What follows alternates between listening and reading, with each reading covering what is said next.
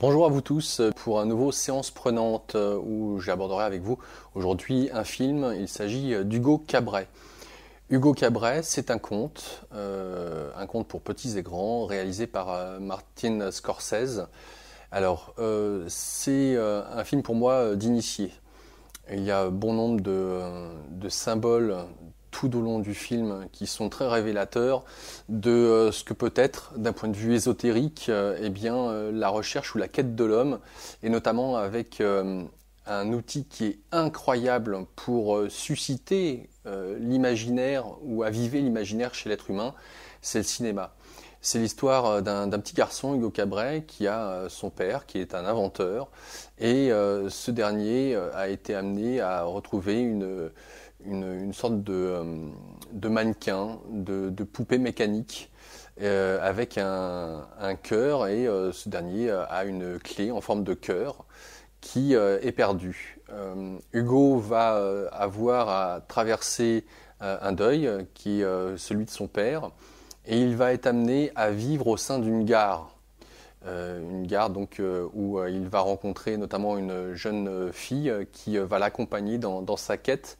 Hugo va rencontrer un vieil homme notamment qui va être l'initiateur, le créateur du cinéma tel qu'on peut l'imaginer aujourd'hui.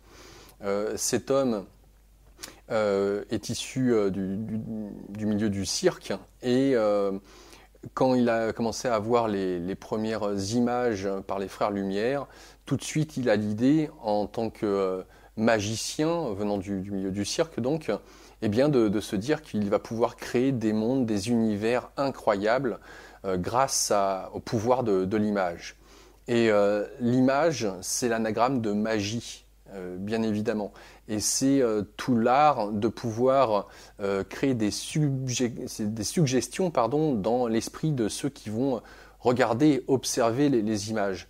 Et ces images donc vont induire dans l'esprit humain qui perçoit ces images, va induire des pensées, va susciter des égrégores et donc va permettre de créer une certaine forme de réalité.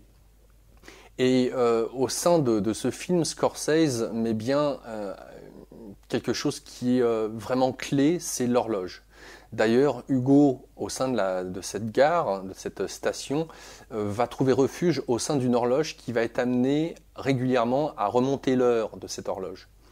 Et à de nombreuses reprises, Hugo va se retrouver totalement en lien avec ce qu'implique la notion du temps. Alors le temps, c'est un domaine que j'ai, à travers Immédiat, eu l'occasion d'aborder sur cette fausse idée du temps linéaire, du temps qui existe.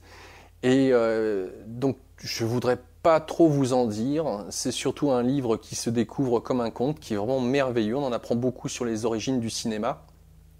Et d'un point de vue initiatique de cet enfant et de ce qu'il va pouvoir comprendre du pouvoir de l'image et notamment du pouvoir de la linéarité avec cette idée fausse qui est le temps qui passe et comment cette dernière peut-être nous enferme dans ce monde dit matérialiste. Bref, il est passé il y a peu de temps sur une chaîne de télévision française. Vous pouvez certainement le retrouver assez facilement sur le net.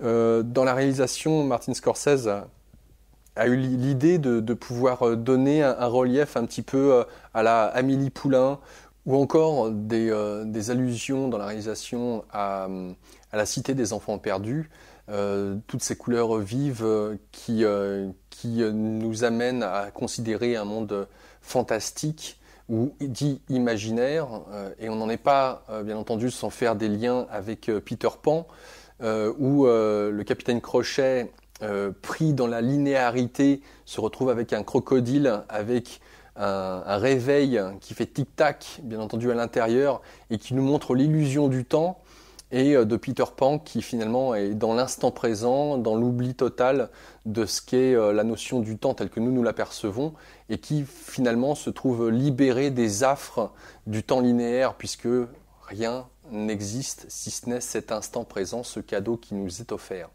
Voilà, donc je vous invite à le découvrir, vous allez passer un très bon moment, c'est un très beau film, très bien réalisé, avec de surcroît beaucoup de symboles, de messages initiatiques. À vous de les chercher, de les décortiquer et puis eh bien certainement d'en apprendre un peu plus sur vous-même. En vous souhaitant une bonne vision, au revoir.